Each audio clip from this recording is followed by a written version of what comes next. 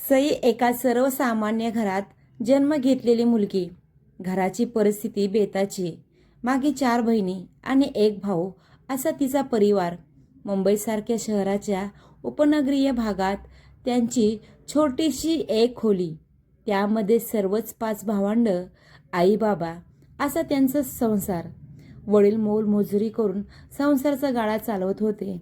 आई वेळ मिळेल तेव्हा लोकांच्या घरची भांडी धुणी करायची. सई सर्वात मोठी. तिचे जेमतेम 12वीपर्यंत शिक्षण आई वडिलांनी केले. सई वेळ मिळाला तेव्हा आईला मदत करायची. अंगाने सडपातळ, कृष्णवर्णीय दिसायला, पण नीटनेटकी सईच्या आईबाबांना आता सईचे लग्न करून देण्याची घाई लागली होती. अजून 3 मुले मागे आहेत. तेव्हा सईचे लग्न योग्य मुलगा शोधून करून देऊ असे आईबाबांचे मत होते. पण मोठा प्रश्न होता, हुंडा द्यावा लागेल तेव्हा मुलगा पण तसाच बघावा लागेल. सईच्या बाबांनी आपल्या पाहुण्यांना याची कल्पना दिली. मुलीचे 2चे 4 हात करायचा विचार आहे. सईला बरीच स्थळं आली. कुठे मुलगी पसंत नाही तर कुठे हुंड्यामुळे गाडी अडकत होती. एका ओळखीच्या व्यक्तीने एक स्थळ आले होते. मुलगा मुंबईच्या उपनगरात राहणारा होता. हुंडा देण्याचे ठरले. कसेबसे करून सईच्या बाबांनी 3 लाख रुपये हुंडा दिला. सईचे लग्न सईच्या आईबाबांनी पूर्ण खर्च करून दिले. नवीन घर, नवीन संसार. सई खूप खुश होती. नव्या आयुष्याचे स्वप्न पाहत होती. नवलाईचे नवे दिवस संपून गेले. सईचा नवरा आणि तिचे सासू सासरे आणि नवरा असा तिचा संसार होता. काही दिवस सई घरी राहिली. मग तिने काम करण्याचे ठरवले. घरच्यांनी तिला परवानगीही दिली. ती कामाला जाऊ लागली. 6 महिने झाले असतील तिच्या लग्नाला. तिचा नवरा दारू पिऊन घरी येऊ लागला. सईला या गोष्टीची चिड यायची, पण ती काही बोलली की सासू सासरे बोलायचे, तू त्याला काही पैसे देते का? तो स्वतः कमवतो आणि पितो ना. सई आपल्या नवऱ्याला समजावायची, पण तो तिचं ऐकत नसे. दोघांमध्ये वाद व्हायला लागले. सईच्या आईबाबापर्यंत वाद गेले. सई मनातच म्हणायची, देवा, मी काय स्वप्न पाहिले आणि काय चाललंय माझ्या आयुष्यात. लग्नाला 1 वर्ष जवळपास झाले होते. सईचे सासू सासरे आता सईला बोलायला लागले, आम्हाला नातू पाहिजे. सई काही बोलायची नाही, गप्प बसायची. काय करणार, नवरा रोज दारू पिऊन येतो आणि झोपून जातो. सईने आज नवऱ्याकडे विषय काढला, तुम्ही माझं ऐकणार का? ही दारू सोडा, आपण खूप छान संसार करू. आईबाबा पण मला आता मुलाबद्दल विचारत असतात. सईचा नवरा आज पण तिच्यावर चिडला. दोघांमध्ये भांडण झाले. त्याने रागामध्ये सईला मारझोड केली. आता नेहमीचे झाले होते, दारू पिऊन येणे आणि सईला मारणे. सई कंटाळली होती, पण करणार तरी काय? घरी जाऊ शकत नव्हती. अजून 3 बहिणी मागे होत्या. त्यांचा विचार करून सई मार खाऊन गप्प राहायची. आज सईचा नवरा कामावरून आला. तो वेगळ्या मूडमध्ये होता. तो आज चक्क न पिता आला होता. त्याने सईबरोबर आज खूप गप्पा मारल्या, जेवण केलं आणि तो बाहेर जाऊन येतो असं सांगून बाहेर गेला. तो कदाचित न येण्यासाठीच. सईचा नवरा बराच वेळ झाला आला नाही म्हणून सई सासूला म्हणाली, हे कुठे गेले, तुम्हाला सांगितलं का? सासू म्हणाली, नाही. सईने फोन केला तर तो घरीच होता. सईच्या सासू आणि सासरे यांनी आजूबाजूला विचारपूस केली, पण सईचा नवरा कोठे गेला कोणाला काहीच माहीत नव्हते. आता बरीच रात्र झाली होती. मुलगा रागाने कुठे गेला असेल, येईल सकाळपर्यंत म्हणून सईचे सासरे म्हणाले, चला झोपा आता, सकाळी येणार तो. घरी रागामध्ये गेला असेल एखाद्या मित्राकडे. सईला मात्र झोप काही लागेना. नवरा कुठे असेल? ती रात्रभर तळमळत राहिली. सकाळी सकाळी रेल्वे पोलिसांनी फोन केला. सईच्या सासूने फोन घेतला. तुम्ही तुमच्या घरातील काही व्यक्तींना घेऊन उपर हॉस्पिटलमध्ये या. सासू एकदम रडायलाच लागली. सई पण रडू लागली. सईच्या नवऱ्याचे काय झाले आहे हे हॉस्पिटलमध्ये गेल्याशिवाय कळणार नव्हते. सईचे सासू सासरे आणि काही मोजकी मंडळी हॉस्पिटलमध्ये गेली. सईच्या नवऱ्याने ट्रेनखाली आत्महत्या केली. त्याने त्याच्या खिशात एक पत्र लिहून ठेवले होते. माझ्या आत्महत्येला कोणीही जबाबदार नाही. मी माझ्या जीवाला कंटाळून आत्महत्या करत आहे. सई आणि तिच्या घरच्यांवर दुःखाचा डोंगर कोसळला. सर्व कायदेशीर पेपरवर्क करून सईच्या नवऱ्याचे शव घरी घेऊन आले. सई आज विधवा झाली. लग्न होऊन 1 वर्षाच्या आत सईचे जीवन भकास झाले. सईच्या नवऱ्याने आत्महत्या का केली हे सईला किंवा त्याच्या आईवडिलांना समजू शकले नाही. आपल्या आयुष्यात आता पुढे काय वाढून ठेवले आहे हे सईला काय देवाला कदाचित माहीत नव्हते. सईच्या नवऱ्याचे सर्व कार्य पार पडले. काही लोकांची कुजबूज होती. नेहमी दारू प्यायचा, बायकोला मारहाण करायचा, कामावर नेहमीच दांड्या मारायचा. यामुळे त्याने आत्महत्या केली असेल. जे काही घडले ते अनपेक्षित होते. सईचे आता काय करणार यासाठी एक दिवशी सईचे आईबाबा आणि सासू सासरे यांची बैठक झाली. सईला आम्ही घेऊन जातो असे सईचे आईबाबा म्हणाले. त्याला सईच्या सासूने विरोध केला. आम्हाला कोण बघणार? आमचा सहारा होता तो गेला. तिने आमच्याबरोबर राहूनच आमची सेवा करावी आणि आमच्या 2 खोल्या आहेत. एकीचे भाडे मिळते. आम्ही त्याच्यावर राहू. तुम्ही तिला घेऊन जाऊ नका. सई काहीही बोलली नाही. तिला आपण आता काय करावे काहीच सुचत नव्हते. ती सासू सासऱ्याकडे राहायला तयार झाली.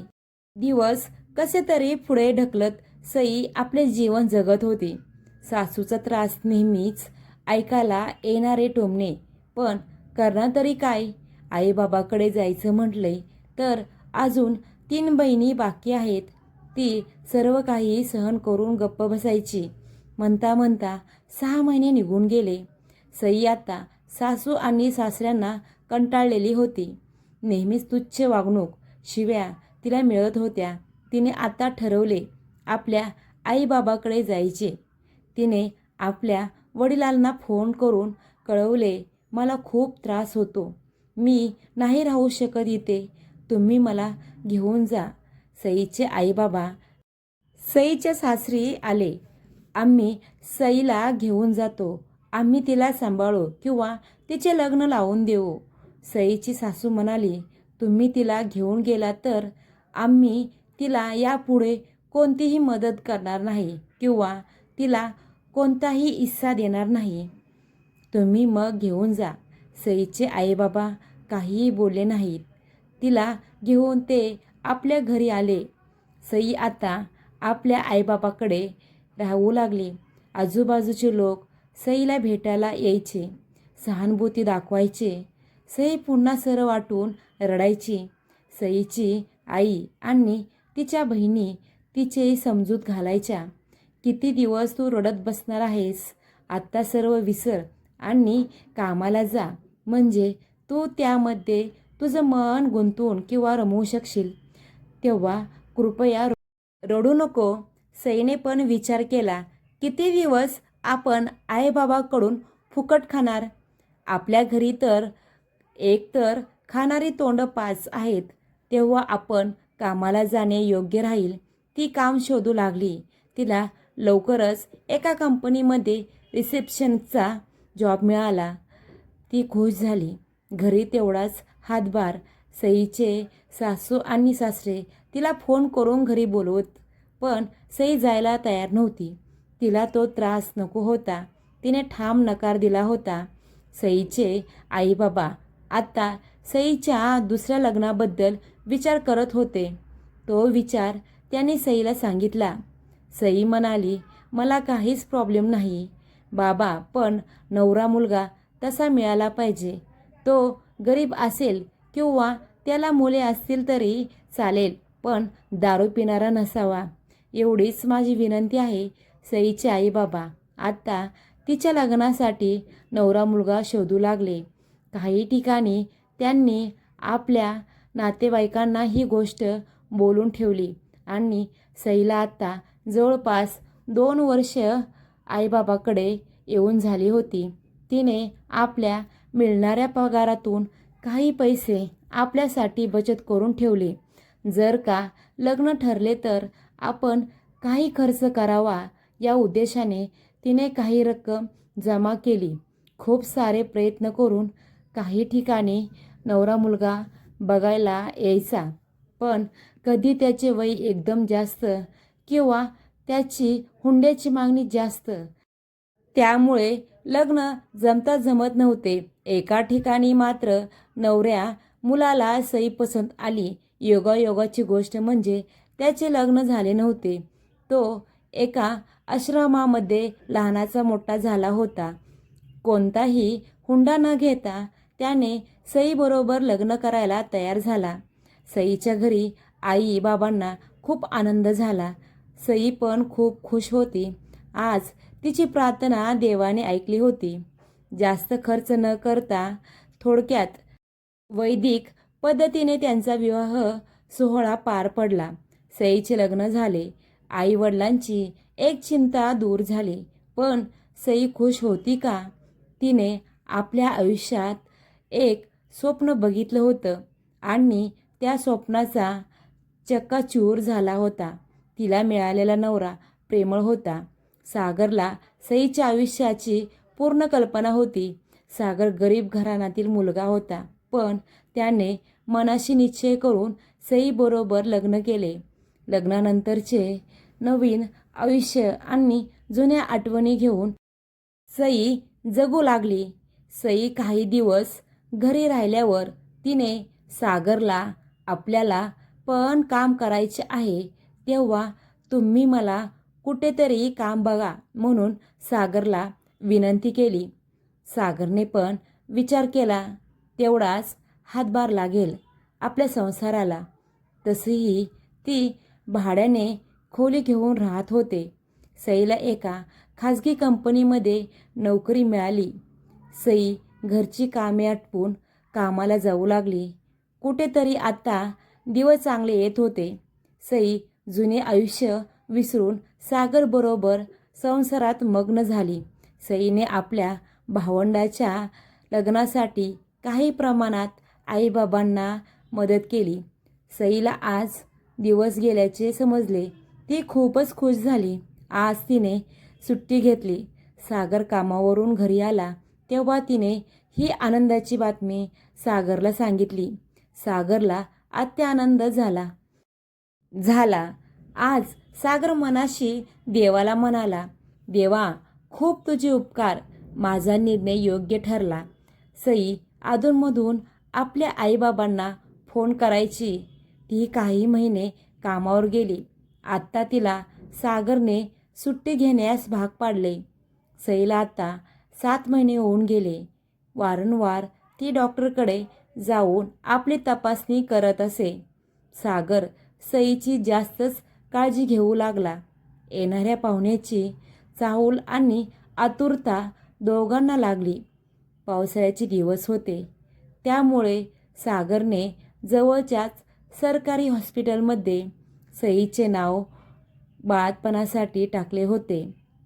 9वा महिना लागल्यावर सईने आपल्या आईला मदतीला बोलवून घेतले होते. सागर सध्या स्थितीत सुट्टी घेऊ शकत नव्हता. आज अचानक सईला त्रास होऊ लागला. सईच्या आईने सागरला कळवले. शेजारच्या लोकांच्या मदतीने सईच्या आईने सईला हॉस्पिटलमध्ये नेले. सागर कामावर होता, त्याला यायला वेळ लागणार होता. डॉक्टरांनी सईला चेक केले आणि लगेच ॲडमिट व्हायला सांगितले. पण सईची प्रसूती 9 मास पूर्ण न होता करावी लागणार होती. त्यासाठी कदाचित रक्ताची गरज लागणार होती. सईच्या रक्तगटाचे रक्त हॉस्पिटलमध्ये उपलब्ध नव्हते. सागरची पण धावपळ झाली. त्यामध्ये पाऊस जोरात होता. पण देव ज्याच्या मागे आहे त्याला कशाची भीती म्हणा. एक व्यक्ती आपल्या आईला घेऊन हॉस्पिटलमध्ये आली होती. त्याने ही सर्व धावपळ पाहिली आणि विचारपूस केली तेव्हा समजलं की त्याचा रक्तगट आणि सईचा रक्तगट जुळत होता. त्या देव माणसाने सईला रक्तदान केले. सागरने त्या व्यक्तीचे आभार मानले. आज मी माणसात देव पाहिला. सागरच्या मुखातून उच्चार निघाले. डॉक्टरांनी सागरच्या परवानगीने सईची कृत्रिमरित्या प्रसूती केली. एक गोंडस कन्यारत्न सई आणि सागरला झाले. काही दिवस नूतन बालकास पेटीमध्ये ठेवण्यात आले. हॉस्पिटलमध्ये योग्य उपचार घेऊन सई आणि सईची छकोली आपल्या घरी आले आणि आज सईच्या आयुष्यातील दुःखाचा डोंगर संपला आणि आनंदाचे दिवस परत आले. सागर, सई आणि त्याची छकुली आज त्यांच्या आयुष्यात सुखी आहेत. देव सर्वांना आनंदात ठेवतो. आयुष्यातील कठीण काळ आपली परीक्षा पण घेतो. सईच्या आयुष्यात आलेले वादळ आता पूर्णपणे शांत झाले होते. पण त्या वादळाने तिला मोडून टाकलं नव्हतं तर घडवलं होतं. एकेकाळी परिस्थितीसमोर गप्प बसणारी सई आता आत्मविश्वासाने जगू लागली होती. सागरच्या साथीनं तिने केवळ संसारच नाही तर स्वतःची ओळखही निर्माण केली. आपल्या मुलीकडे पाहताना ती मनाशीच एक ठरवायची. आपल्या मुलीला मी मजबूत, स्वाभिमानी आणि स्वतःच्या पायावर उभी राहणारी बनवणार. ज्या दुःखाने तिला रडवलं त्याच दुःखाने तिला शिकवलं की आयुष्यात कोणतीही परिस्थिती कायमची नसते. अंधार कितीही गडद असला तरी एक दिवस प्रकाश नक्कीच घेऊन येतो. काही वर्षांनी सई केवळ एक चांगली पत्नी किंवा आई नव्हेच तर इतर महिलांसाठीही प्रेरणास्थान बनली. ती त्यांना सांगायची, कधीही स्वतःला कमी समजू नका. आयुष्य तुम्हाला कितीही वेळा पाडेल पण उठण्याची ताकद तुमच्यात असते. आता सईच्या चेहऱ्यावर हास्य हे फक्त आनंदाचं नव्हतं, ते तिच्या संघर्षाचं यश होतं. आयुष्यात कितीही कठीण प्रसंग आले, दुःखाचा डोंगर कोसळला तरीही हार मानू नये. काळ बदलतो आणि संयम, धैर्य व योग्य निर्णय यामुळे पुन्हा सुखाचे दिवस येऊ शकतात. सईच्या आयुष्यात अन्याय, वेदना, अपमान आणि मोठं नुकसानच झालं. पण तिने परिस्थितीसमोर झुकण्याऐवजी धीर धरला, स्वतः उभी राहिली आणि नव्याने आयुष्य घडवलं. स्त्रीने स्वतःच्या स्वाभिमानासाठी उभं राहणं आणि योग्य निर्णय घेणं अत्यंत गरजेचं आहे. आयुष्य दुसरी संधी देतो, फक्त ती स्वीकारण्याचं धाडस असावं. आणि शेवटी वाईट अनुभवामुळेच आयुष्य संपत नाही तर तेच अनुभव आपल्याला अधिकच मजबूत बनवतात. जर तुम्हाला ही कथा आवडली असेल तर या कथेला लाईक करा, शेअर करा आणि चॅनलला सबस्क्राईब करा. परत भेटूया अशाच नवनवीन कथेसह. धन्यवाद.